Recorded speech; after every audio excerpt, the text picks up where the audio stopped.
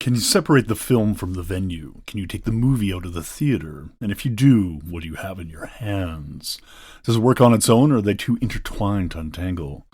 These are the questions we're trying to answer in our two-part series on the Sphere in Las Vegas, and this is part 2, where we'll be looking at the movie that was showing inside, Darren Aronofsky's Postcard From Earth. Join us for our first ever movie review in this episode of the Implausipod.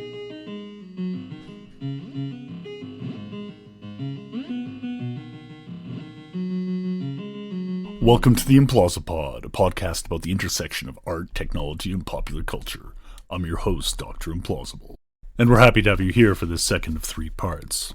Yeah, I know, I said 2 parts in the intro, but it looks like it's going to take a little bit longer. There was a lot of threads to untangle from that first episode, and if you haven't listened to that one yet, go to www.implausipod.com and take a look for episode 20, where we started off this review, and come on back, or just listen and then check it out after. It's all good, whatever works for you. But to start off, I'll give you a bit of an outline of where we're going. I'll give you a bit of a recap of the film, and then we'll get into a more thorough review, and then a bit of a critique of the film and what it means for cinema at large. And I think that'll wrap everything up. So to start off with, Darren Aronofsky's Sphere is a 50-minute pseudo-documentary that's now currently showing only at the Sphere in Las Vegas, for reasons we'll get into shortly. It's a film that was shot specifically for the Sphere by a production company that was formed for this purpose, and it was shot on 16K cameras, and as such, the visuals in it are stunning. We're treated to a view of the globe from a high-up view, soaring through impossibly high peaks that whip past, and using the full field of vision that's available to the viewers, we seem to be embedded within it. The multiple locations and environments from around the globe set the stage as literally the planet itself. And we're treated to an ongoing narration of the origins of life on the planet, as told to a couple human explorers as they awaken from their deep sleep or cryosleep and are slowly brought up to speed on the surroundings that they now found themselves within. The narration we're treated to starts at the very origins of life on the planet and the development of the interconnectedness of the systems. We could think of it as the extended cut of the Bare Naked Ladies singing the Big Bang Theory theme song, or echoing Carl Sagan's admonishment that in order to bake a cake from scratch, you must invent the universe. And we see that within the film as well. I mean, not the universe part, but the baking, or at least heat. Heat is a key theme throughout the film. There's an underlying critique of accelerationism and how this generates heat. But again, as we start working through from simple systems and singular cellular life evolving to multicellular life, becoming more and more complex over time and filling our oceans and spreading across the surface of the planet, the focus is very much on that complexity and the heat that it generates. The film goes through various sections or stages during this tour of the planet. An initial focus on the natural world and the environment, shifting to the human world and how we have evolved and changed over time, showcasing the multiplicity of the different cultures and societies that live on the planet, and then how that changed with modernity, how we had a global culture, a monoculture that existed, focused on fuel and energy and power, and while that did allow for further development and increased density of humans, that came at a cost, and that cost was the increased heat that now exists throughout the environment.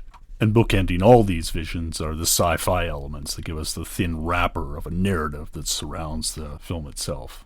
And I'll admit to having only a passing familiarity with other high-def nature documentaries that have been filmed and showcased in recent years, like Blue Planet or anything else that has a David Attenborough narration. But I cannot overstate or stress enough how stunning the visuals are within this film. They are majestic and amazing. From the natural creatures, the schools of fish, the gecko, the spider, the elephants, the cheetah, the giraffes, everything that appears on screen is stunning and captured in intensely vivid detail. And this includes the human ones as well, especially the non-modern ones, the paper lanterns, the gathering water, the fields of rice or pepper or tea or what have you. These all come across in stunning and vivid detail. But alongside those human activities, we see that shift, and it shifts into human activities that are less working in concert with the environment and are more extractive. The oil derricks in an oil field, which is possibly near LA. I don't have all the locations here. The sulfur mining or other mineral mining, the strip mining that takes place. And then the impacts of the human presence The garbage, the slums, the desertification, the rust. These all come across too as we shift back to our sci-fi story near the end, and the departure for space in arcs so that we have a positive message that Darren Aronofsky calls protopian, that we can solve the challenges, in this case, by using off-world travel to depart while the Earth heals itself and we look for new homes where humanity might dwell. And we conclude with a reference to a seed technology that the travelers bring with them, whereby the planet can be replenished and restored and a livable environment can be brought with them. It's a beautiful film, even if it is a little bit short, and perhaps we need to have a more thorough review of it, so come back with me in just a quick sec.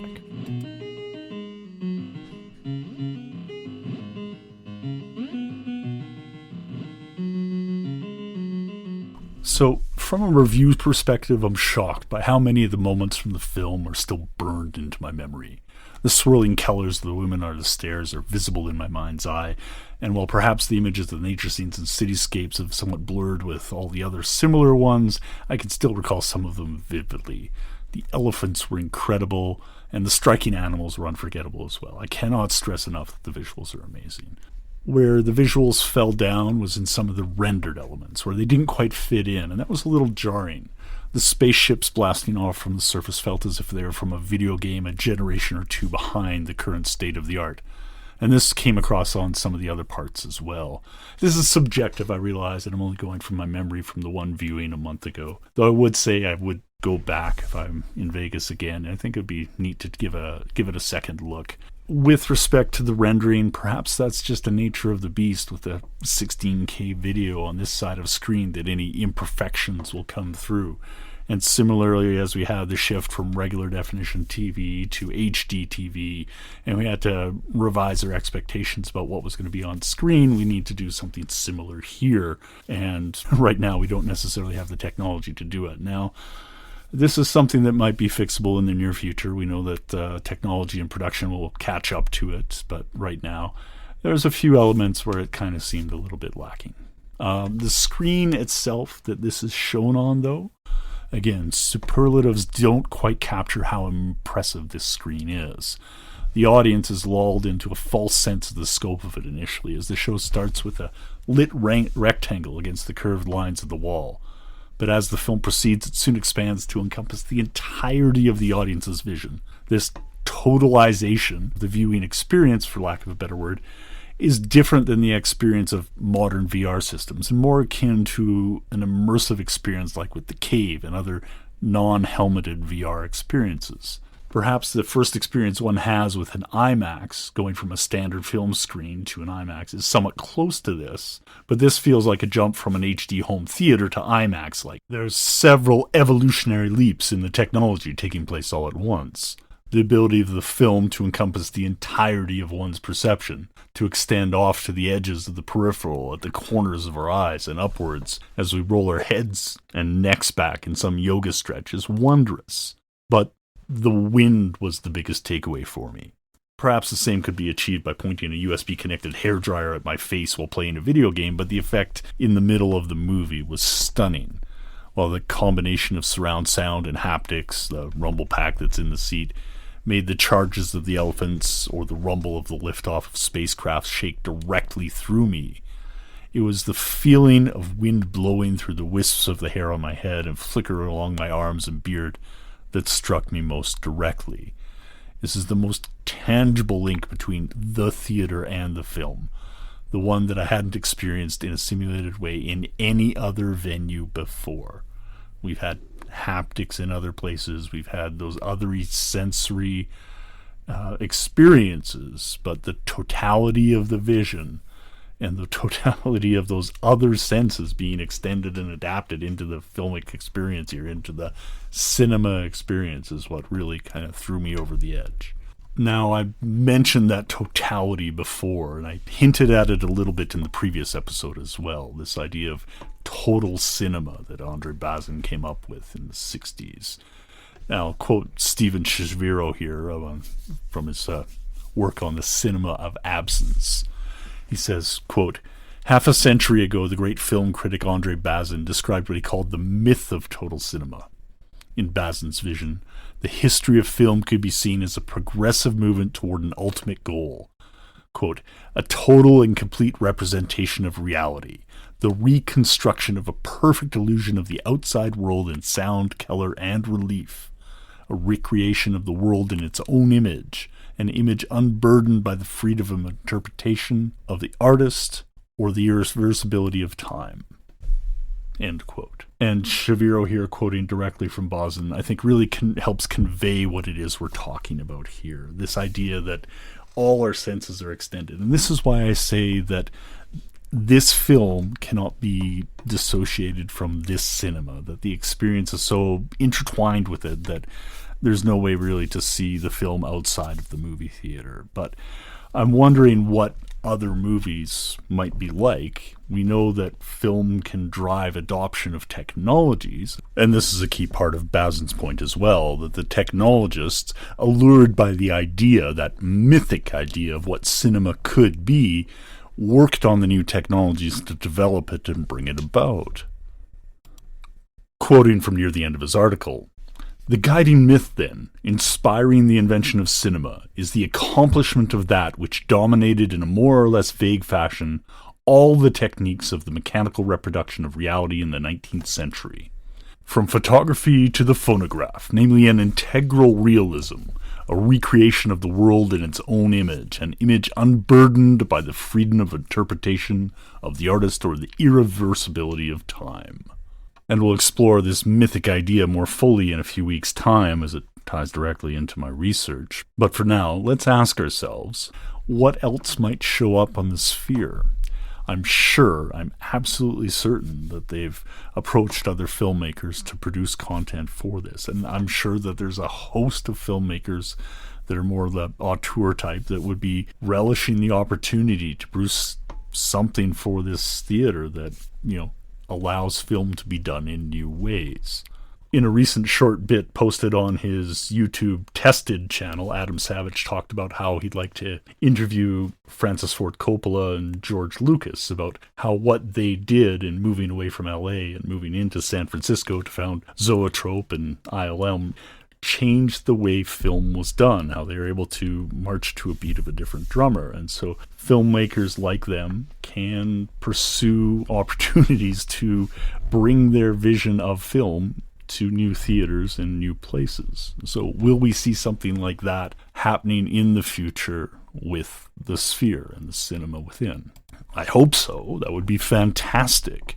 The way James Cameron and his work on Avatar really drove the adoption and expansion of 3D within cinemas, and how we've seen the move to have more and more Hollywood films shown on IMAX quality screens, the same as we've seen with Oppenheimer and other Nolan films and other filmmakers producing content that would work in an enhanced way on those in those capacities, in those screens, a place where 3D glasses are no longer needed. And perhaps that's what we need to get into, is that there's ideas that are working towards developing this total cinema. And virtual reality, the way it's been implemented multiple times, is like a parallel thread to that. Like the goal is the same, this representation, this reconstruction of the perfect illusion of the outside world, again, end quote. But they both have barriers to it. One requires a $2 billion building and specially designed films, and one requires you to wear headsets on your head, and it feels kind of weird and awkward. Neither of them really approaches that. So we continue looking for that sense of being entirely in a new place, in a new space, in a new experience, and something we haven't seen or felt or had before.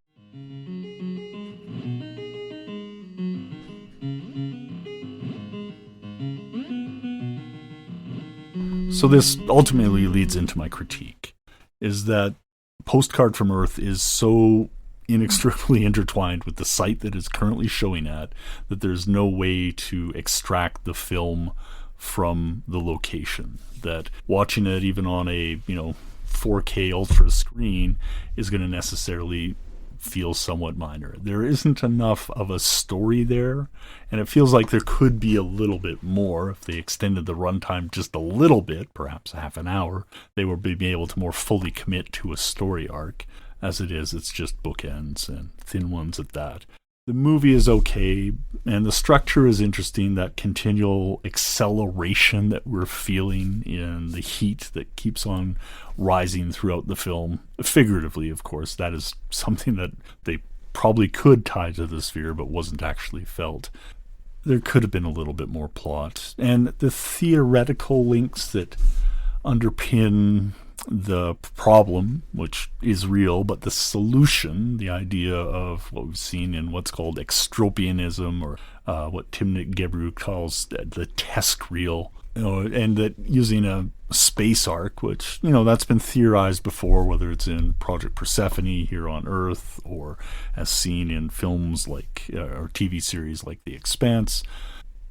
Is that a solution, though? We don't really have another place to go to. We can't let the Earth heal while we are absent. And so this protopian vision that Darren Aronofsky provides isn't necessarily dealing with the problem. It's allowing us to run away from it and hopefully come back when everything's fixed. That's kind of like leaving your apartment when it's on fire and hoping it's all put back together by the time you come back. It's probably not going to work. You might need to stay and actively work on, putting out the fires. So this is, I guess, why it's a little bit of a letdown. I love the film. I think it works within the context of the sphere. It's an amazing way to sell the cinema and perhaps to show to other filmmakers what can be done, so that James Cameron or a George Lucas or someone of that ilk who wants to expand the realm of possibility of what's able to be done on a cinema could bring their works to it. Or honestly, George Miller. I would fly back to Vegas to see Mad Max Fury Road redone for the Sphere's screen. It would probably be too intense to actually watch, but something like that, if it's in the future, would be amazing. So the end result is that Postcard from Earth, as it's showing in the Sphere in Las Vegas in 2023, gets us closer to that idea of total cinema. But as Andre Bazin said, it's still a myth. Yes, film can drive technological development and technological adoption, both within theaters and at home, but there's still some options that haven't been uncovered. The tech behind the production isn't necessarily there yet to allow us to see the rest of it, as we can see with the rendering of some of the images, some of the special effects within the film. The stuff that was in camera was fantastic, but the stuff that had to be added to it wasn't necessarily able to match the visual fidelity of the rest of the film. But if these are the only critiques, then these are minor ones, I know. At least from my point of view.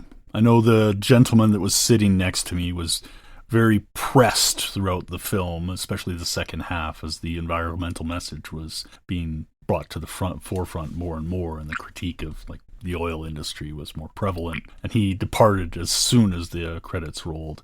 Now, again, I can't say, but he seemed to be visually upset and shaking at certain points. But we all bring our own experiences into cinema. And that can influence what we get out of it as well. Maybe he was just not down for the $50 price tag and the $6 bottled water and the rest of the costs that were associated with it. And I guess that would be the other critique is, the price point of this is definitely at a premium. But from my point of view as an experience overall, it was fantastic. It was sublime.